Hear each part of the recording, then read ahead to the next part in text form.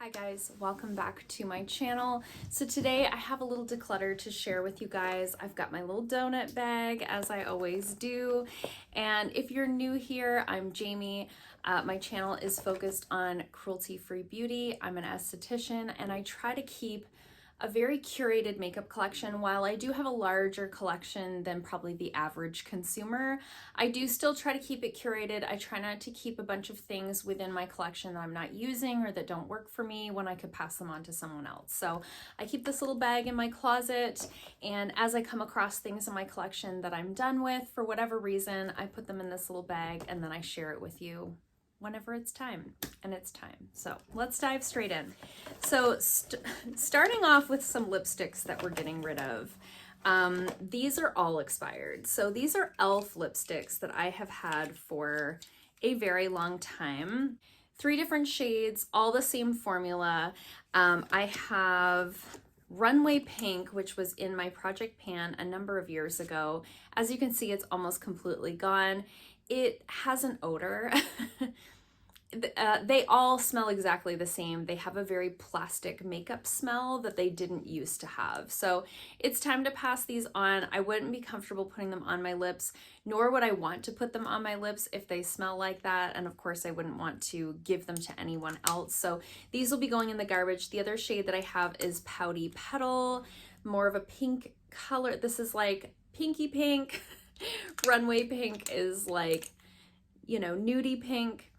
And then lastly, I have the shade Natural Nymph, which was a very nude, almost concealer lips type of moment, which, you know, just goes to show how old this is because at the time that was the look, right? And I have kept these on hand in my kit for a number of years, especially that Natural Nymph shade. That was a shade that I would use to sort of lighten the middle of the lips on clients and things like that. So all that to say, I haven't used any of these in years, and I am really keeping an eye on specifically my lipstick drawer in my collection because we've gone for like 2 years without consistently wearing lip colors. I'm kind of keeping an eye on that area. A, I want to keep it super duper curated because I really am mostly wearing glosses these days. And B, I am noticing that some of my lip products have expired because they've sat for so long. Another product that I'm getting rid of that I don't know that I ever used is this one from Smashbox. I actually found this in my kit when I was packing it for a recent like makeup job that I did. And this is the Smashbox Instamatte Lipstick Transformer. I had bought a holiday set of a bunch of Smashbox lipsticks a few years ago, and this came in that kit. And the idea with this was that you could apply it over top of like a more satin or shiny lipstick and mattify it, which is like an interesting idea in theory. At that time, matte lips were everything. It's all we were wearing. So I think the idea was if you had lipsticks in your collection that were not matte, you could mattify them with this. I never used this. We're gonna get rid of it. It's been in that kit for a very long time and has never been touched, so it doesn't need to hang around. And the last expired thing that we're getting rid of is this lip liner. This is a Maybelline lip liner. I think this was like their moisture liners. I don't know what shade it is because, I mean, it's like a little nubbin. It's like a little baby. And this I've had for 1,000,001 years and is also like super dried up. It's like wiggly inside of the pencil. You know how they dry out and do that. So we're getting rid of that. That I found like in the bottom of my basket of lip liners. You know how that goes. Now let's move into the makeup that's not expired that we're gonna pass on. I have this Catrice Camouflage cream. This is like an under eye color corrector in sort of a peach shade, and it looks like this. I just never use this. I never use it. It's a very stiff formula. It's really not like, you would want something that's gonna go on. It's very like tacky concealer feeling, you know.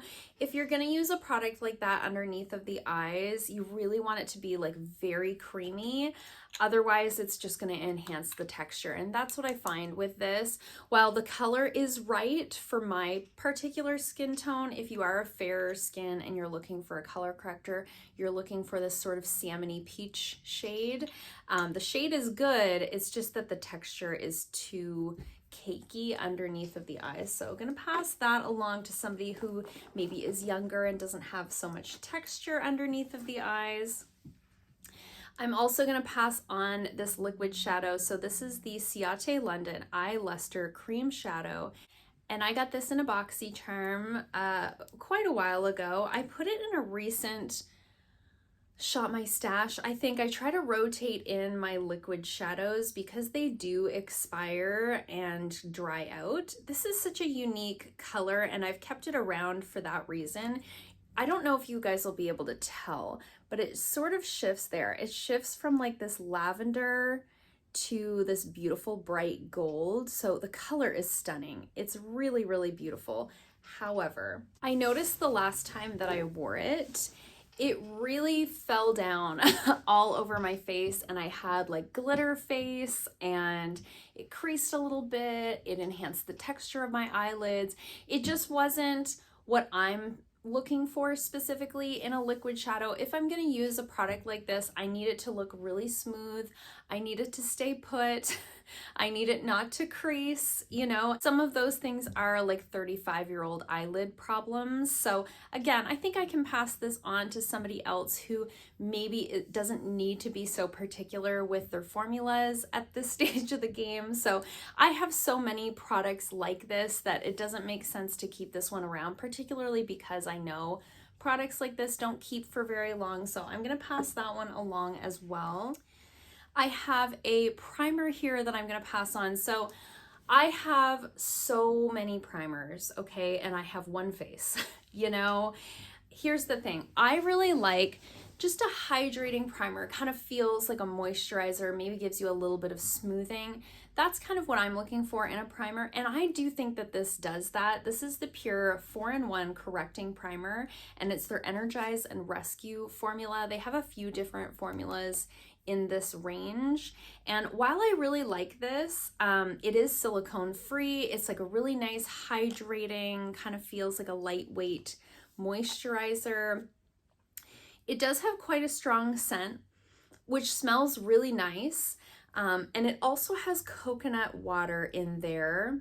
So what I find with this, and I don't know if it's the fragrance or if it's the coconut or maybe the combination of both, if I wear this for more than a couple of days in a row, I do break out. It does smell really nice.